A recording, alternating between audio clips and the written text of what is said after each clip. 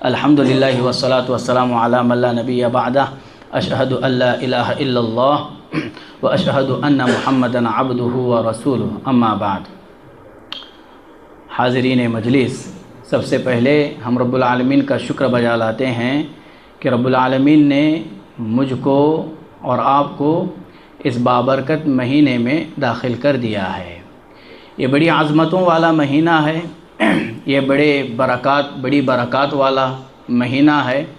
اس مہینے میں مجھ کو اور آپ کو زیادہ سے زیادہ نیکیاں کرنی ہے اور رب العالمین کی خوشنودی کے جو اعمال ہے ان اعمال کو انجام دینا ہے۔ اب اللہ تعالیٰ کے فضل و کرم سے آج پہلی تراویح ہماری ہو گئی ہے الحمدللہ، اور اس پہلی تراویح میں آپ نے مکمل ایک پارہ سماعت کیا ہے، مکمل ایک پارہ آپ نے سنا ہے۔ کسی کو کچھ محسوس ہوا کہ آپ نے ایک پارہ سنا ہے؟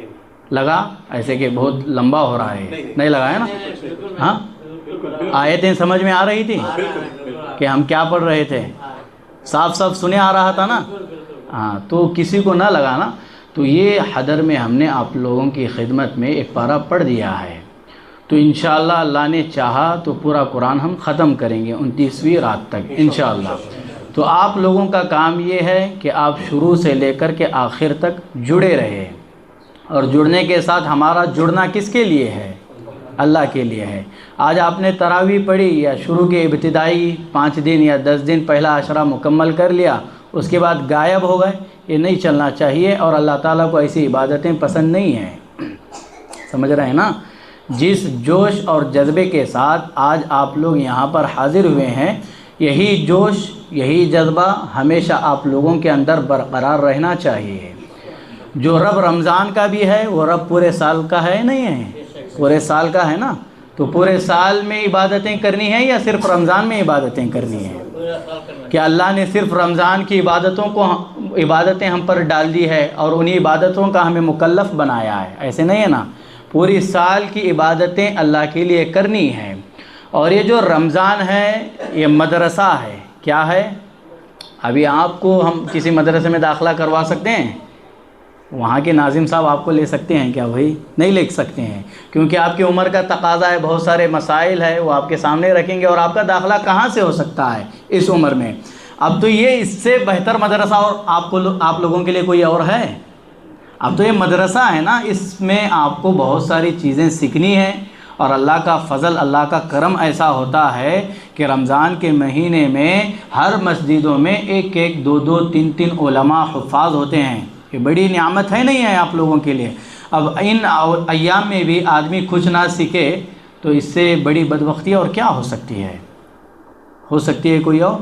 تو یہ ٹریننگ ہے آپ لوگوں کے لیے، اس میں آپ نے اپنے آپ کو مکمل طور پر تیار کرنا ہے، اور آپ اس مہینے میں یقین مانیے اپنے آپ کو تیار کریں گے، اپنے نفس کو قابو کریں گے نا۔ نفس کا غلام کبھی نہیں بننا، نفس کو اپنے قابو میں رکھنا۔ نفس کو قابو میں رکھنے کا اس سے بہترین مہینہ اور کوئی نہیں ہے۔ تو آپ اس مہینے میں اپنے نفس کو قابو رکھیں، اپنے خواہشات کو دبائے رکھیں، اور پورا سال اللہ تعالیٰ کی عبادت کرتے رہے۔ آج جیسے مسجد بھری رہی ہے ایسے ہی ہم پورا رمضان دیکھنا چاہتے ہیں، اور آپ اللہ تعالیٰ کے لیے ایسے ہی آیا کیجئے گا، اور رمضان ختم ہونے کے بعد بھی عبادتوں میں شوق جذبہ آپ کا کیا ہونا چاہیے؟ باقی رہنا چاہیے۔ تو آج ہم نے پہلا پارہ آپ لوگوں کی خدمت میں پڑھا ہے، یہ قرآن مجید ہے۔ یہ کیا ہے؟ اللہ کا کلام ہے۔ یہ سب سے بہترین کتاب ہے، اور ساری دنیا میں سب سے زیادہ پڑھی جانے والی کتاب کون سی ہے؟ قرآن مجید ہے۔ قرآن مجید سے بڑھ کر کے کوئی اور کتاب دنیا میں سب سے زیادہ پڑھی جانے والی نہیں ہے۔ یہ قرآن معجزہ ہے۔ یہ قرآن کیا ہے؟ معجزہ ہے۔ ساری دنیا والوں کے لیے قرآن کیا ہے؟ چیلنج ہے۔ کوئی بھی آدمی اس قرآن مجید کا ایک حرف بھی نہیں بنا سکے گا۔ تو اس سے بڑا معجزہ کیا ہے؟ معجزہ سمجھتے ہیں نا، عاجز کر دینے والی چیز کو کیا کہتے ہیں؟ معجزہ۔ اور یہ قرآن ساری دنیا کو عاجز کر دینے والی کتاب ہے۔ یہ قرآن ساری دنیا کو عاجز کر دینے والی ہے۔ یہ ہدایت کا سرچشمہ ہے۔ کیا ہے قرآن مجید؟ ہدایت کا سرچشمہ ہے۔ اللہ تعالیٰ نے قرآن کو نازل کیا ہے، کیوں؟ تاکہ میرے بندے اس کتاب کی ذریعے سے کیا ہو جائے؟ صحیح راستے پر چلنے والے بن جائے۔ اللہ نے رہنمائی کے لیے، انسانوں کی رہنمائی کے لیے، رہبری کے لیے قرآن مجید کو نازل کیا ہے، الحمدللہ۔ تو میرے بھائیوں، یہ قرآن مجید قوموں کو عروج پر لے جاتا ہے، بلندیوں پر لے جاتا ہے، فرش خاک سے اٹھا کر کے کہاں لے جاتا ہے؟ اونچائیوں پر، بلندیوں پر یہ قرآن مجید لے جاتا ہے۔ جو قوم اس قرآن مجید سے اپنا رشتہ مضبوط رکھتی ہے، یہ قرآن مجید اس قوم کو بلندیوں پر فائز کر دیتی ہے۔ یہ کتاب اتنی عظیم ہے، یہ کتاب اتنی عظیم ہے۔ آپ دیکھو تو واقعہ بہت ہی معروف و مشہور ہے نا، کہ نافع بن عبد الحارث ایک جگہ پر عمر بن خطاب رضی اللہ عنہ سے ان کی ملاقات ہوتی ہے، اور اس وقت یہ عمر بن خطاب رضی اللہ عنہ ان کو کیا کرتے ہیں، مکہ کا امیر بنا کر کے آئے رہتے ہیں۔ پھر ایک مقام پر ان دونوں کی ملاقات ہو جاتی ہے، تو عمر بن خطاب رضی اللہ عنہ ان سے پوچھتے ہیں، نافع بن عبد الحارث سے، کہ آپ نے مکہ میں کس کو اپنا نائب بنایا ہے؟ تو نافع بن عبد الحارث کہتے ہیں کہ میں نے مکہ میں ایک آزاد کردہ غلام کو اپنا نائب بنایا ہے۔ تو عمر بن خطاب رضی اللہ عنہ کہتے ہیں، آپ نے مکہ میں ایک آزاد کردہ غلام کو امیر بنایا ہوا ہے؟ تو نافع کہتے ہیں، نافع بن عبد الحارث یہ قرآن مجید کو سب سے زیادہ جاننے والے ہیں، یہ قرآن مجید کو سب سے زیادہ جاننے والے ہیں۔ تو عمر بن خطاب رضی اللہ عنہ کہتے ہیں، اللہ کے رسول صلی اللہ علیہ وسلم کا یہ فرمان، ان اللہ یرفع بہذا الکتاب اقواما ویضع بہ آخرین، کہ اللہ تعالیٰ اس کتاب قرآن مجید کے ذریعے سے بہت سوں کو بہت سوں کو اونچائی پر لے جاتا ہے، تو بہت سوں کو کیا کر دیتا ہے؟ گرا دیتا ہے، ذلیل کر دیتا ہے۔ اسی لیے یہ مہینہ ہو یا غیر رمضان ہو، قرآن سے آپ لوگوں کی وابستگی بڑی مضبوط ہونی چاہیے۔ قرآن مجید کا حرف حرف صداقت پر مبنی ہے، سچائی پر مبنی ہے۔ قرآن مجید یہ اللہ تعالیٰ کی عظمت کو، کبریائی کو بتاتا ہے کہ اللہ تعالیٰ کی شان کتنی نرالی ہے، اللہ اکبر کبیرہ۔ تو قرآن آپ سنتے ہیں، اب قرآن مجید کا معنی کیا ہے؟ اس کو پہلے بنیادی معلومات کچھ لے لیں آپ، یہ بہت اہم معلومات ہے۔ قرآن آپ سنتے ہیں، ہمیشہ سنتے ہیں نا، قرآن قرآن قرآن، ہے نا؟ قرآن کا معنی کیا ہے؟ اگر ابھی نہیں پوچھوں گا، جو معنی میں بتاؤں گا اگر وہ آپ لوگوں کے دل و دماغ میں وہی معنی ہے تو آپ کو بولوں گا ہاتھ اٹھاؤ، وہ لوگ ہاتھ اٹھائے نا، ٹھیک ہے؟ قرآن کا معنی کیا ہے؟ قرآن یہ کیا ہے؟ قرأ سے ہے، جس کا معنی کیا ہے؟ پڑھنے والی کتاب۔ قرآن کس کو کہتے ہیں؟ پڑھنے والی کتاب کو کہتے ہیں۔ اب قرآن کا معنی پڑھنے کے ہے، یہ معنی کس کس کو معلوم تھا؟ کس کس کو معلوم تھا؟ ہاتھ اٹھاؤ جی۔ جس کو نہیں معلوم ہوا ابھی معلوم ہو گیا۔ قرآن کس کو کہتے ہیں؟ پڑھنے والی کتاب کو۔ اب یہ لغتاً اس کا معنی ہو گیا، اصطلاحی معنی اس کا کیا ہے؟ قرآن کس کو کہتے ہیں؟ دیکھیے، القرآن ہوا کلام اللہ المعجز المنزل علی سیدنا محمد صلی اللہ علیہ وسلم بواسطۃ جبرائیل المکتوب فی المصاحف المتعبد بتلاوتہ والمنقول بتواتر۔ کہہ رہے ہیں اصطلاحی معنی قرآن کس کو کہتے ہیں؟ قرآن کا معنی کیا ہے؟ کہہ رہے ہیں کہ قرآن مجید یہ اللہ تعالیٰ کا کلام ہے۔ یہ کیا ہے؟ اللہ تعالیٰ کا کلام ہے، یہ معجزہ ہے جو کس پر نازل کیا گیا؟ محمد صلی اللہ علیہ وسلم پر نازل کیا گیا۔ کس کے ذریعے سے نازل کیا گیا؟ جبرائیل علیہ السلام کے ذریعے سے نازل کیا گیا، نہیں جی۔ اور کہہ رہے ہیں کہ قرآن مجید کی تلاوت کرنا یہ کیا ہے؟ عبادت ہے۔ کیا ہے؟ قرآن مجید کی تلاوت کرنا عبادت ہے، اور یہ متواتر طور پر منقول ہوتا چلا آ رہا ہے۔ تو آپ نے اصطلاحی طور پر مانا جانا اس کا، قرآن کس کو کہتے ہیں؟ قرآن یہ اللہ کا کلام ہے، اور یہ کس پر نازل کیا گیا ہے؟ محمد صلی اللہ علیہ وسلم۔ کس کے ذریعے سے نازل کیا گیا ہے؟ جبرائیل علیہ السلام کے ذریعے سے نازل کیا گیا ہے۔ اب یہاں جبرائیل علیہ السلام کے ذریعے سے نازل کیا گیا ہے، وحی کی شکل ہے نا، یہ وحی کی شکل ہے۔ اب وحی کی بہت ساری قسمیں ہیں، امام ابن قیم رحمہ اللہ نے وحی کی بہت سارے اقسام بیان کیے ہیں، یہ تھوڑا دقیق ہے، بس اس کو اوپر آپ ذہن میں بٹھا لیجئے گا۔ وحی کے بنیادی طور پر 3 قسمیں ہیں۔ کتنی؟ 3 قسمیں۔ پہلی قسم کیا ہے؟ وحی الہی، یہ یاد رہنا چاہیے آپ کو، وحی الہی۔ دوسری قسم کیا ہے؟ وحی ملکی، تیسری قسم کیا ہے؟ وحی قلبی۔ سمجھ میں آ رہا ہے نا؟ اب وحی الہی کیا ہے؟ اللہ تعالیٰ بیچ میں کوئی چیز حائل ہوئے بغیر براہ راست اپنے حبیب سے تکلم کرتا ہے، سمجھ رہے ہیں نا؟ براہ راست، سمجھ رہے ہیں؟ ڈائریکٹ تکلم ہوتا ہے، بات چیت ہوتی ہے، تو اس قسم پر علماء نے کلام کیا ہے، ٹھیک ہے؟ اب دوسری قسم جو ہے وحی ملکی۔ اب وحی ملکی کیا ہے؟ ملک کس کو کہتے ہیں؟ فرشتے کو کہتے ہیں نا۔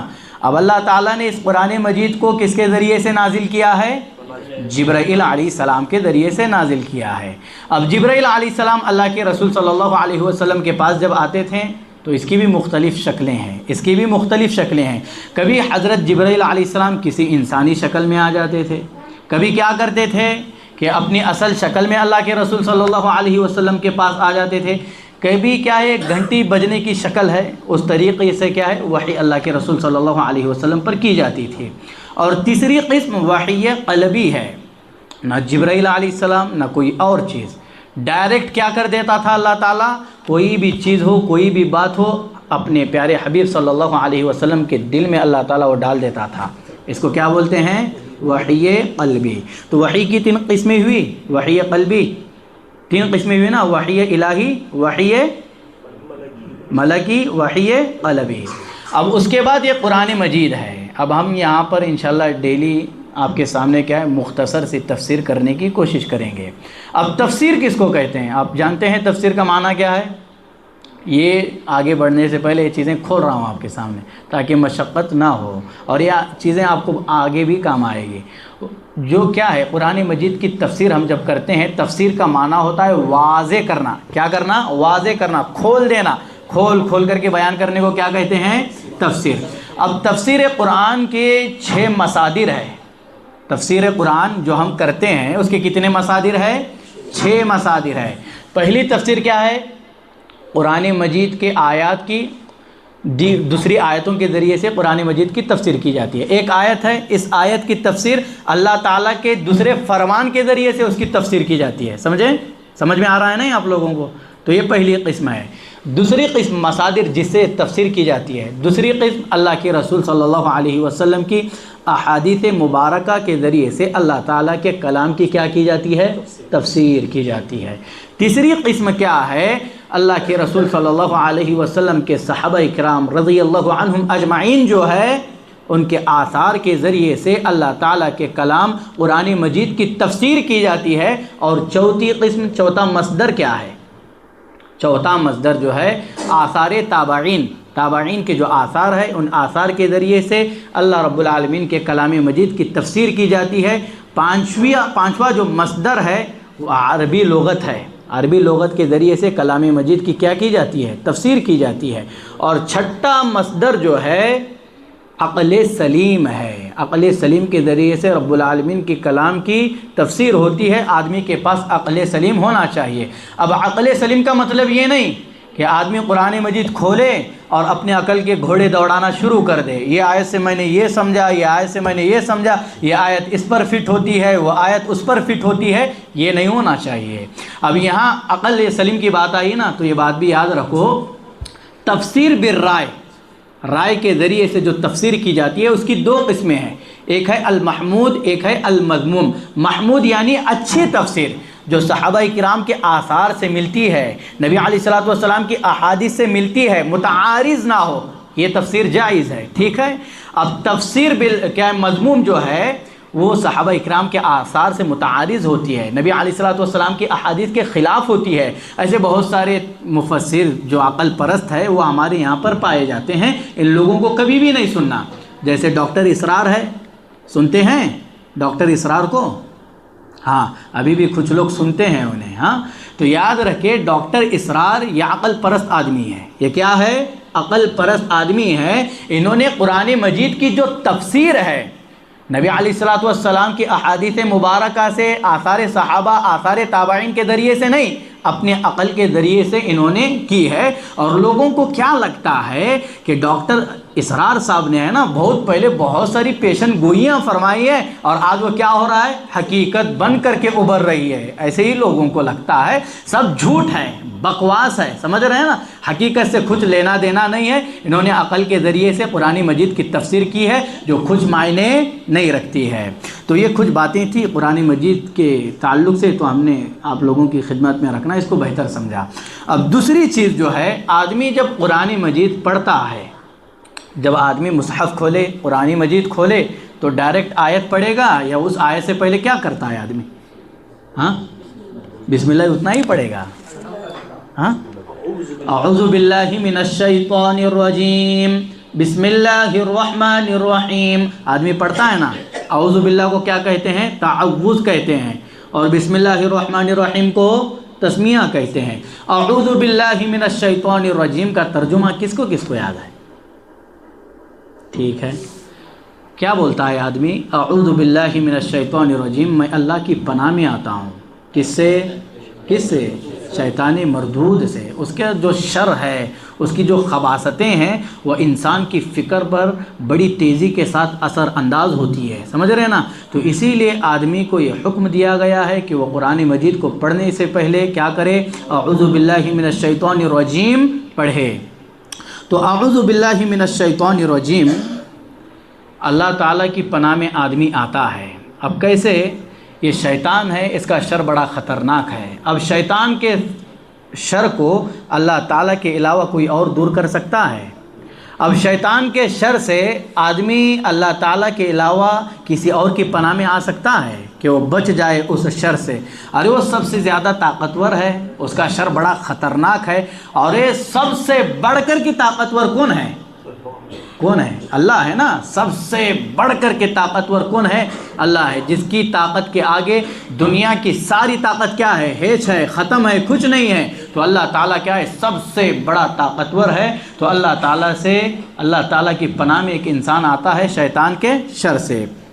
اب جب آدمی قرآن مجید پڑھتا ہے، یہ بہت اہم باتیں بتا رہا ہوں میں، اس کو غور سے سنیے گا آپ۔ جب آدمی قرآن مجید پڑھتا ہے تو فرشتہ قاری قرآن کے قریب ہوتا ہے۔ فرشتہ ہے نا، فرشتے جس کو کہتے ہیں، وہ قاری قرآن یعنی قرآن پڑھنے والے کے قریب ہوتے ہیں نا۔ تو یہ ملک جو ہے یہ ضد الشیطان ہے۔ یہ ملک کیا ہے؟ ضد الشیطان ہے، یہ شیطان کی ضد ہے۔ ہر چیز کی ضد ہوتی ہے۔ اب رات کی ضد کیا ہے؟ دین ہے نا۔ تو ہر چیز کی ایک ضد ہوتی ہے، الٹ ہوتا ہے۔ جیسے توحید کی ضد کیا ہے؟ شرک۔ سنت کی ضد کیا ہے؟ بدعت ہے نا۔ تو ہر چیز کی ایک ضد ہوتی ہے، اور ملک فرشتہ ہے۔ اب فرشتے کی ضد کیا ہے؟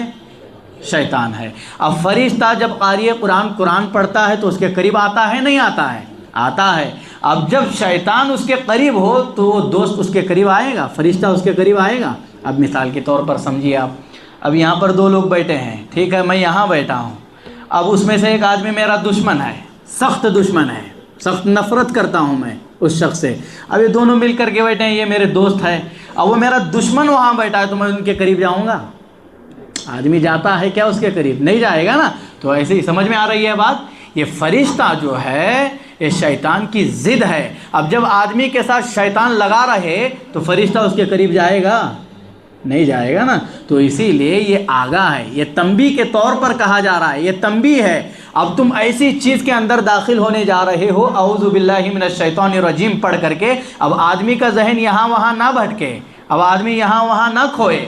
اب آپ پڑھنے جا رہے ہو کلام مجید، اسی لیے اعوذ باللہ من الشیطان الرجیم۔ اور شیطان نہیں چاہتا ہے کہ لوگ کیا کرے، قرآن مجید کے قریب آئے، قرآن مجید کو پڑھے، اسی لیے وہ وساوس ڈالتا ہے۔ آدمی دیکھو آپ 10 منٹ صرف مصحف کو، قرآن مجید کو لے کر کے بیٹھے تو ہم مانیں گے اس کو۔ اب وہ 10 منٹ لے کر کے بیٹھے گا، فون شروع ہو جائیں گے، ارے یہ کام ہے وہ کام ہے، یا فلاں کوئی آدمی بیچ میں ٹپک پڑے گا، چل ذرا بعد میں پڑھ لے گا تو جاگیں گے۔ تو یہ ہوتا ہے نہیں ہوتا ہے؟ تو اعوذ باللہ من الشیطان الرجیم پڑھ کر کے آدمی ایسی کتاب کی تلاوت کرنے جاتا ہے جو آدمی کا ذہن منتشر نہیں کرتی ہے۔ اور اعوذ باللہ من الشیطان الرجیم کے ذریعے سے آدمی کو معلوم ہونا چاہیے کہ میں اللہ کی پناہ میں آ چکا ہوں، کس سے؟ شیطان مردود کے شر سے۔ اب ایک حدیث ہے، اللہ کے رسول صلی اللہ علیہ وسلم جب رات میں قیام کرتے تھے نا، جب رات میں اللہ کے رسول صلی اللہ علیہ وسلم قیام کرتے تھے تو سبحانک اللہم و بحمدک و تبارک اسمک و تعالی جدک و لا الہ الا اللہ و لا الہ غیرک پڑھتے تھے۔ اس کے بعد میں 3 مرتبہ اللہ کے رسول صلی اللہ علیہ وسلم لا الہ الا اللہ پڑھتے تھے اور 3 مرتبہ اللہ اکبر کبیرہ پڑھتے تھے۔ اس کے بعد اعوذ باللہ السمیع العلیم من الشیطان الرجیم من حمزہ ونفخہ ونفثہ، اللہ کے رسول صلی اللہ علیہ وسلم اللہ تعالیٰ کی پناہ میں آتے تھے۔ کس سے؟ شیطان مردود کے شر سے، جو کیا ہے بہکا دینے والا ہے، کیا ہے غلط چیزوں کی طرف لا کر کے کھڑا کرنے والا ہے۔ تو اللہ کے رسول صلی اللہ علیہ وسلم اس کیا ہے اعوذ باللہ من الشیطان الرجیم کے ذریعے سے شیطان مردود کے شر سے اللہ تعالیٰ کی پناہ میں آتے تھے۔ اب یہ جو استعاذہ ہے، الاستعاذۃ مظہر من مظاہر التوحید، یہ کیا ہے؟ استعاذہ اعوذ باللہ من الشیطان الرجیم ہے، یہ توحید ہے۔ یہ کیا ہے؟ توحید ہے۔ آدمی کس کے پناہ میں آ رہا ہے بھائی؟ اللہ کے پناہ میں آ رہا ہے نا، تو شرک کی نفی ہوئی نہیں ہوئی اسے؟ اب مثال کے طور پر آپ لے لو، آدمی اللہ کو چھوڑے اور یہ دھاگے کڑے تعویذیں یا پھر سمجھیے کسی اور آستانوں پر جائے یا پھر کسی بابا کا آنچل پکڑ لے یا سمجھے کہ کسی پیر کے ساتھ میرا رشتہ بڑا مضبوط ہے، اب میں پیر کے ساتھ جڑا ہوا ہوں، بابا کے ساتھ جڑا ہوا ہوں، میرے ہاتھوں میں دھاگے ہے کڑے ہے، تو کوئی چیز مجھے نقصان پہنچا نہیں سکتی۔ یہ شرک ہے نہیں ہے؟ شرک ہے نہیں بھائی۔ آدمی کڑوں کے ذریعے سے کیا سمجھ رہا ہے کہ یہ کڑے مجھے ہر شر سے بچائیں گے، ہر نقصان سے بچائیں گے۔ آدمی یہی اعتقاد رکھ کر کے تو باندھتا ہے، اسی اعتقاد کے ساتھ تو آگے آدمی بڑھتا ہے نا، تو یہ شرک ہے، یہ شرک ہے۔ اور یہ استعاذہ اس کا رد کرتا ہے۔ کیسے؟ پناہ کس کی ہوگی؟ پناہ طلبی صرف اللہ کی ہوگی۔ من باب العقیدہ یہ بات کہی جا رہی ہے کہ پناہ طلبی صرف اور صرف کس کی ہوگی؟ اللہ کی ہوگی۔ اللہ کے علاوہ کوئی اور چیز پناہ آپ کو نہیں دے سکتی ہے۔ شیطان کے شر سے کوئی اور چیز قرآن و حدیث کے علاوہ آپ کو بچا سکتی ہے؟ نہیں بچا سکتی ہے۔ اب یہاں پر ایک اور بات آپ کو بتا دوں، یہ استعاذہ جو پناہ طلبی آدمی کرتے ہیں، پناہ طلبی کی چند قسمیں ہیں۔ استعاذہ صرف اعوذ پر بات ہو رہی ہے۔ استعاذہ پناہ طلبی کے کچھ اقسام ہے۔ پہلی قسم کیا ہے؟ اللہ تعالیٰ سے پناہ طلبی۔ یہ عقیدہ رکھا جائے کہ اللہ تعالیٰ میرے لیے کافی و شافی ہے اور اللہ تعالیٰ ہر مصیبت کو، ہر شر کو دور کرنے پر مکمل کیا رکھتا ہے؟ طاقت رکھتا ہے، قدرت رکھتا ہے۔ تو یہ پہلی قسم ہے، کس سے ہوگی پناہ طلبی؟ اللہ سے۔ دوسری قسم کیا ہے پناہ طلبی کی؟ اللہ تعالیٰ کے جو صفات الہیہ ہے، اللہ تعالیٰ کی عزت ہے، اللہ تعالیٰ کی جو کلمات ہے، ان کلمات کے ذریعے سے آدمی پناہ طلبی کرے گا۔ اب وہ کلمات کیا ہے؟ اعوذ ہے نا بکلمات اللہ التامات من کل شیطان وہامات ومن کل عین لامات۔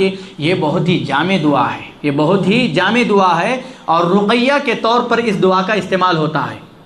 رقیہ سمجھتے ہیں، راقی لوگ جو ہوتے ہیں، رقیہ کرنے والے، اس دعا کو اللہ تعالیٰ کے کلمات کے ذریعے سے پناہ طلبی کی جاتی ہے، اور جس پر کچھ بھی ہوا ہوتا ہے، طرح طرح کی جو چیزیں ہوتی ہیں اس پر پھونکا جاتا ہے۔ اس دعا کو بھی رقیہ کے طور پر استعمال کیا جاتا ہے، اللہ تعالیٰ کے کلمات کے ذریعے سے پناہ طلبی کی جاتی ہے، اور یہ شکل کیا ہے؟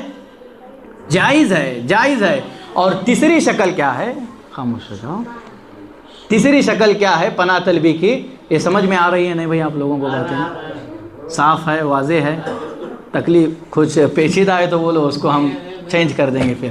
ہاں، تیسری قسم کیا ہے؟ مردوں، اور یہ باتیں اصول الثلاثہ میں گزر چکی ہے، ہاں اصول الثلاثہ میں۔ تو تیسری قسم کیا ہے؟ مردوں اور آنکھوں سے اوجھل لوگوں سے پناہ طلبی کرنا۔ مردوں سے مطلب سمجھ گئے؟ جو قبر میں لیٹے ہوئے ہیں، اور نظروں سے اوجھل کون لوگ ہیں؟ جنات ہے، ان سے پناہ طلبی کرتے ہیں لوگ، کرتے ہیں نا۔ ہاں، یہ کیا ہوگا؟ یہ شرک ہے بھائی۔ اب کسی قبر پر جا کر کے بولے کہ یہاں میں چھپا رہوں گا تو مجھے پناہ طلبی ملے گی، شیطان نہیں آئے گا، یہ بارڈر ہے درگاہ کی، اس درگاہ کے اندر شیطان داخل، یہ سب فضولیات ہے، یہ شرک ہے، بکواس ہے، خباثتیں ہیں، یہ قرآن و حدیث سے دور کرنے کے راستے ہیں، یہ چور دروازے ہیں، سمجھ رہے ہیں؟ یہ چور دروازے ہیں، یہ انسان کو اللہ تعالیٰ کی بغاوت پر اتارنے والے راستے ہیں، اللہ تعالیٰ اور اس کے رسول سے دور کرنے کے راستے ہیں۔ آدمی کو وہاں پناہ طلبی نہیں مل سکتی ہے، یہ کھلا واضح شرک ہے، یہ قسم جائز نہیں ہے، سمجھ رہے ہیں؟ چوتھی قسم کیا ہے پناہ طلبی کی؟ چوتھی قسم آدمی کسی سائے میں پناہ لے لے، یا پھر کوئی آدمی ہے بھائی، جیسے یہ آدمی ہے ابھی کوئی دشمن ہے، اس دشمن سے بچنے کے لیے وہ آدمی سے پناہ لے رہا ہے کسی بشر سے، تو یہ شکل جائز ہے۔ اس کے دلائل ہمیں ملتے ہیں، جیسے ام ہانی کا وہ واقعہ ہے نا، فتح مکہ کے وقت دو لوگ ان کے سسرال میں سے آتے ہیں، اور آنے کے بعد انہوں نے ان کو اپنے گھر میں پناہ طلبی دیتے ہیں، اپنے گھر کے دروازے بند کر دیتے ہیں۔ پھر اللہ کے رسول صلی اللہ علیہ وسلم کے سامنے یہ سارا واقعہ سنا دیتے ہیں، تو اللہ کے رسول بولتے ہیں کہ ام ہانی نے جس کو پناہ دی میں نے اس کو پناہ دی، ام ہانی نے جس کو امن دیا ہم نے اس کو امن دیا۔ تو یہ شکل کیا ہے؟ جائز ہے۔ آدمی کے پاس وہ طاقت قدرت بھی ہونی چاہیے، ورنہ ہر کوئی یہ نہیں کر سکتا ہے۔ تو یہ پناہ طلبی کی خود شکلیں تھیں۔ اب پناہ طلبی میں استعاذہ میں 3 چیزیں اور ہیں۔ ایک ہوتا ہے مستعیذ، کیا ہوتا ہے؟ مستعیذ، پناہ چاہنے والا۔ پناہ چاہنے والا کون ہے؟ پناہ کون چاہتا ہے؟ بندہ، انسان چاہتا ہے نا پناہ، تو اس کو کیا کہتے ہیں؟ مستعیذ کہتے ہیں۔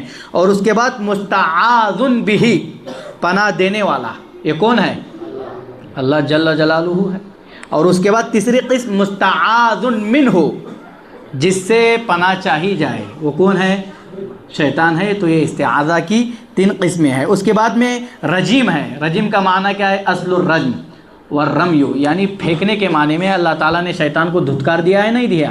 اللہ تعالیٰ نے شیطان کو اپنی بارگاہ سے نکالا نہیں نکالا، اس کو پھینک دیا ہے اللہ نے، تو اس کو کیا کہتے ہیں؟ رجیم۔ جو پھینکا گیا ہے وہ کون ہے؟ شیطان ہے۔ اس کے بعد میں شیطان کس کو کہتے ہیں؟ شیطان کا کیا معنی ہے؟ یہ بڑی باریک چیزیں ہیں بھائی، ہم نے کئی جگہوں سے اس کو لکھ کر کے آپ لوگوں کی خدمت میں پیش کر رہے ہیں، سمجھ رہے ہیں نا؟ شیطان کس کو کہتے ہیں؟ یہ شیطانہ سے نکلا ہے اور فعال کے وزن پر ہے، جس کا معنی ہے ای بعودہ، یعنی دور کیا ہوا۔ شیطان کس کو کہتے ہیں؟ دور کیا ہوا، دھتکارا ہوا۔ اور شیطان دھتکارا گیا نہیں اللہ کی بارگاہ سے، اللہ نے اس کو دور کر دیا کہ نہیں؟ ہاں، تو شیطان اس کو کہتے ہیں دور کیے گئے کو۔ یہ اعوذ باللہ من الشیطان الرجیم سے متعلق مختصر سی باتیں تھیں، آپ کو سمجھ میں آئی؟ سمجھ میں آئی تو آئی بولو بھائی، ورنہ بیکار جائے گا، ہے نا؟ بہت اہم باتیں بتا رہا ہوں میں۔ اس کے بعد میں ہم کیا پڑھتے ہیں پھر؟ قرآن مجید اعوذ باللہ من الشیطان الرجیم پڑھے تو اس کے بعد کیا پڑھتے ہیں؟ بسم اللہ الرحمن الرحیم پڑھتے ہیں۔ شروع کرتے ہیں نا، کس کے نام سے شروع کرتے ہیں؟ اللہ تعالیٰ کے نام سے ہی شروع کرتے ہیں۔ اب یہاں پر ایک چیز بہت ہی اہم ہے، وہ کیا ہے؟ بسم اللہ الرحمن الرحیم میں اللہ تعالیٰ کے 3 اسما ذکر کیے گئے ہیں۔ کتنے اسما سمجھتے ہیں؟ اسم نام کو کہتے ہیں، اسما جمع ہے۔ اسم کا معنی کیا ہے؟ نام۔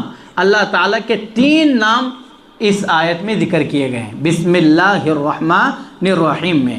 وہ کون کون سے ہے؟ اللہ، دوسرا الرحمن، تیسرا الرحیم۔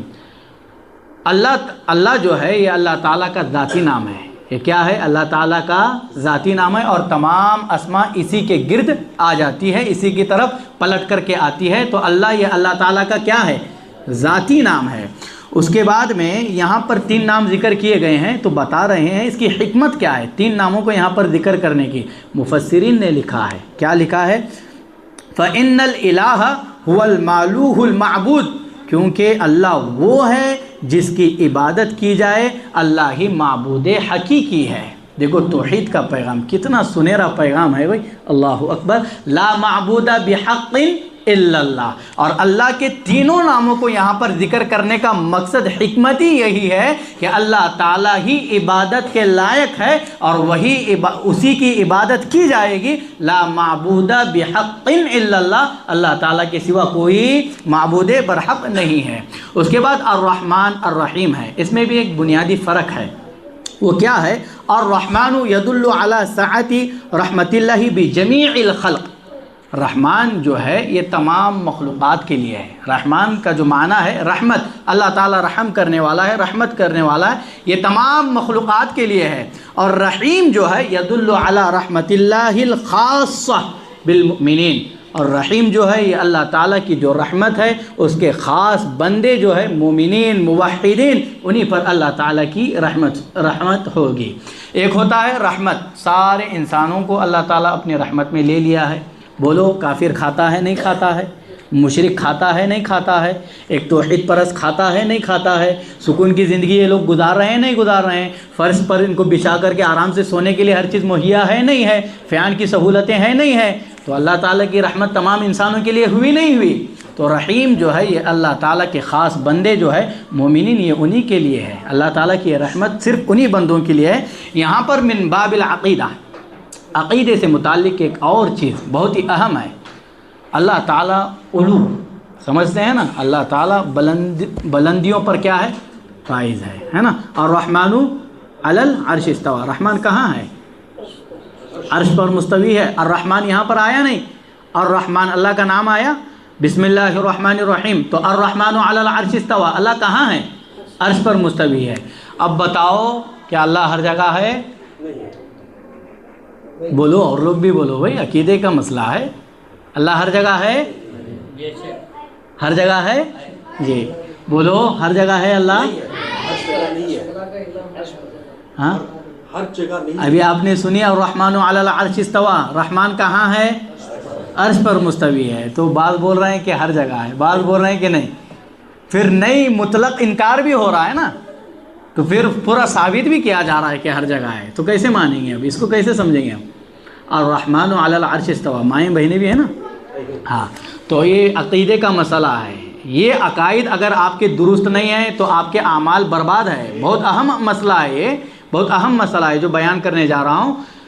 اللہ تعالیٰ جو ہے عرش پر مستوی ہے، ٹھیک ہے۔ اب یہاں پر دو چیزیں، اللہ تعالیٰ عرش پر مستوی ہے تو کیسے؟ اپنی ذات کے اعتبار سے۔ کیسے عرش پر مستوی ہے؟